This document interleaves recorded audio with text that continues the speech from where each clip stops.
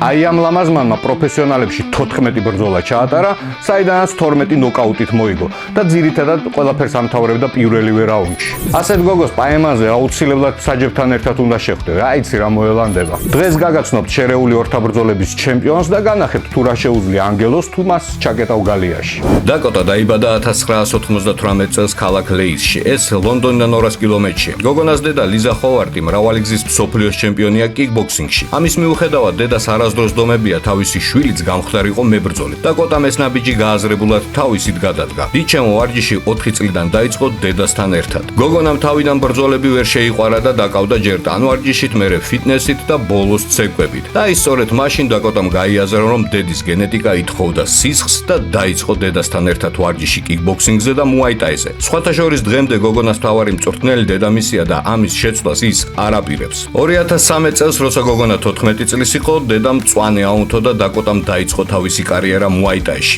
ერთ წელიწადში სამოყვარულო ლიგაში დიჩევამ 14 ბრძოლა ჩაატარა, საიდანაც 13 მოიგო. ის ერთი მარცხით იმიტომ მიუსაჯეს, რომ მან აკრძალული ილეთი გამოიყენა და მეტოქეს ცხვირი გაუტეხა. 2014 წელს დიჩევამ 15 წლის ასაკში გამოდის პროფესიონალებში. მაშინ ტაილანდში ამწლოვანები სპორტსმენების ბრძოლები შეიძლებოდა პროფესიონალურ დონეზე. ერთ წელიწადში გოგონამ 11 ბრძოლა ჩაატარა, საიდანაც 10 გამარჯვებით დაასრულა. ის ერთი ბრძოლაც საჯების გაყოფილი გადაწყვეტილებით წააგო. დედაშვილმა გაიაზრეს თუ რა დიდი პოტენციალი იმალება პატარა ანგელოში და დაკოტამ მუაიტაის ვარჯიშებს დაუმატა ვარჯიშები ჯიუ-ჯიტსუში და კრივში. ეს იყო სრულფასოვანი მზადება MMA-ისთვის. 2020 წელს შედგა დიჩევას დებიუტი სამოყვარულო MMA-ში, სადაც მან 4 ზედიზედ ბრძოლა მოიგო. ასეთი დაუმარცხებელი სერიით მოყვარულებში 2021 წელს დაკოტა შევარდა პროფესიონალურ MMA-ში და დღეს მინდა ყველა მისი პროფესიონალური ბრძოლა განვიხილო და განახოთ, სადაც მან გადაუარა ყველას თავის გზაზე და გახდა დაუმარცხებელი მსოფლიო ჩემპიონი.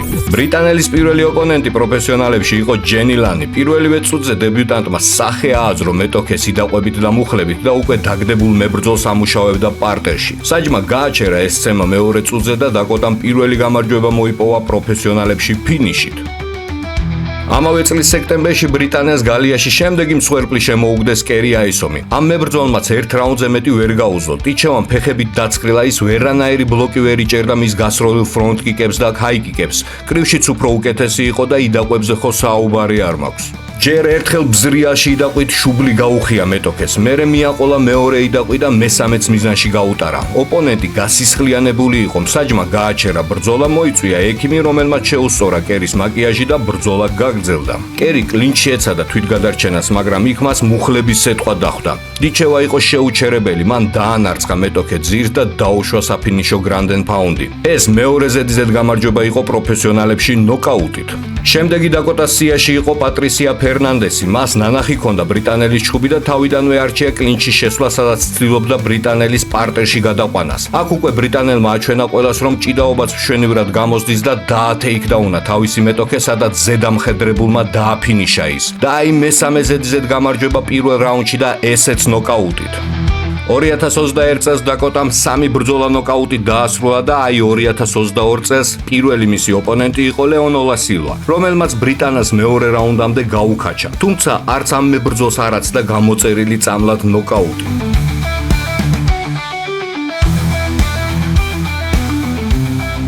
ამავე წელს დიჩევამ PFL-ის პრომოუშენში შეადგა ფეხი და პირველივე ბრძოლა ამ ორგანიზაციის მაროკოელ ჰასნა ჯებერთან გამართა. პირველივე წამებზე დაკოტამ ფეხით მონიშნა თავისი მსხვერპლი, მუშტიც მიაყოლა ხურდაში და 58 წამზე ისეთი ტენა მუცელში მუხლი, რომ მეტოქემ ვეღარ გააგრძელა ბრძოლა. დედა სიამაყემ მე-6 ჩხუბი გაიფორმა პროფესიონალებში ნოკაუტით.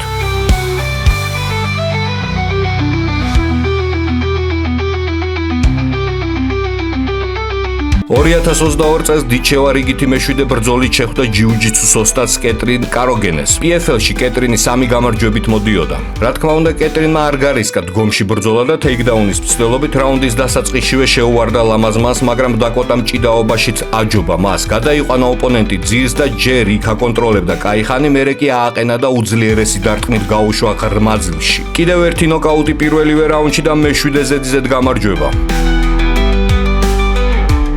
2023 წელი დიჩევამ მალინ პერმენსონთან ბრძოლით დაიწყო. ვერც ამ ვალკირიამ ვერ გაუძლო ერთ რაუნდზე მეტი. ალბათ დაკოტა დაიღალა თავისი ტრადიციული ნოკაუტებით და ეს ქალბატონი პირველივე რაუნდში მოგუდა.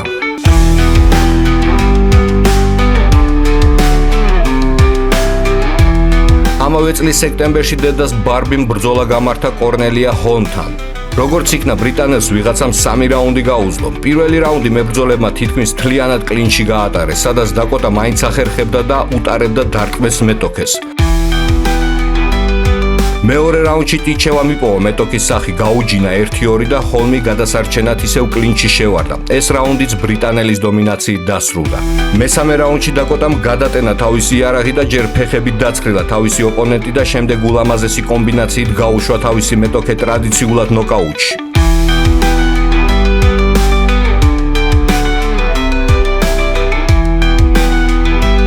პროფესიონალებში ვაბრძოლიდან ჯერ არ წაგიგია, 7 ფინიში მოიპოვე. ეხლა რა დარტყმას განახორციელე ღვიძლში, შენ ამ დარტყმას სპეციალურად ამუშავებდი თუ რა ხდება? ამ დარტყმით ბევრჯერ ჩემი ძმა დამიგდიას, რომ არ მიყვირს კორნელია რომ დაიკეცე. მალე ევროპის ჩემპიონატზე ტიტულზე გექნება ბრძოლა. ვალენტინას წინააღმდეგ კონზე $100,000 იქნება. რას ფიქრობ ამ ბრძოლაზე? კაი რა, შეგიძლიათ ეს ფული პირდაპირ ეხლა მოვიცეთ. მოვთამაშებოდები განახოთ ვინ არის აქ ნამდვილი მებრძოლი. არ გავიდა 3 თვე და დედას ბარბი ისევ გალიაშია სატიტულო ბრძოლით ვალენტინა სკატიზის წინააღმდეგ. ყველას ეგონა რომ დაკოტას სატიტულო ბრძოლა მაინც გაუჭირდებოდა, მაგრამ დიჩევამ გადაუარა მეტოქეს კლინჩი სახე ააძრო უამრავი მუხლების და მუშტების რტყმით. ბრიტანელმა სრულფასოვანი მუაი-თაის მასტერკლასი აჩვენა თავის მეტოქეს, გასისხლიანებული ვალენტინა კი კლინჩი ეძებდა შველას. მეორე რაუნდში ექიმებმა განადგურებული ვალენტინა არ შეუშვეს გალიაში. გოგონა სახე ჰქონდა აძრობილი, ერთი თვალინა საერთოდ ვერ იყურებოდა და დაკოტამ კი მეათე ბრძოლა ზედიზედ მოიგო და მოიპოვა PFL-ის ტიტული. $100,000 კი წამოიღო საშოპინგოდ. 2024 წლის პირველი შეხვედრა დიჩევამ ამერიკელ ლისა მალდინთან გამართა. ყველა უკვე ისე იყო მიჩვეული დაკოტას პირველივე რაუნდში ფინიშებს, რომ ამ ბრძოლიდანაც ნაკლებს არავინ ელოდა და ასეც მოხდა. ბრიტანელმა თავისი მეტოქე მეოთხე წუთზე დაკეცა.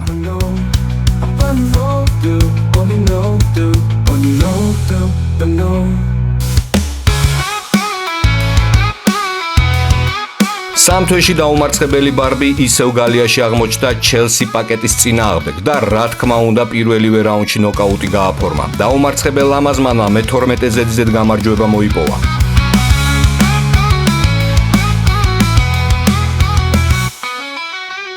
არ გადის 1 თვე და შერეული ორთაბრძოლების ჯალათი ისევ გალიაში ელოდება თავის მსხვერპლს. პირველი რაუნდის ნოკაუტის კანდიდატი ამჯერად იყო ჟენა ბიშოპი. დიჩევამ თავისი მსხვერპლი ჯერ ჩაარჭო თავით ოქტაგონში და მერე ტრადიციულად დაანოკაუტა. ეს ბრუტალური ფინიში რიგით მე-13 გამარჯვება იყო.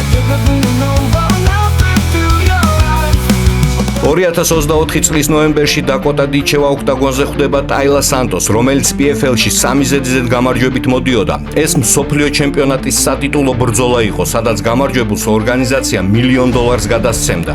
ტაილამ ბრძოლის წინ განაცხადა, რომ ბარბის ადგილი პოდიუმზეა, აქ მას არაფერი ესაქმება. პირველივე რაუნდში ყველა მიხვდა თუ როგორ დამთავრდებოდა ეს ბრძოლა. დიჩევამ დაღეჭა თავისი ოპონენტი, ეს რაუნდი ბრიტანელის სრული დომინაციით დასრულდა. ამ გოგოს ჩხუბის ყურება არასოდეს მოგბეზდება.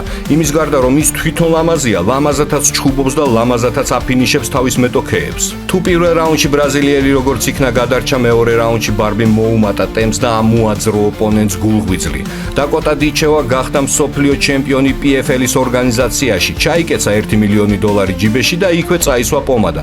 ეთყობა ეჩქარებოდა ან პოდიუმზე, ან პაემაზე.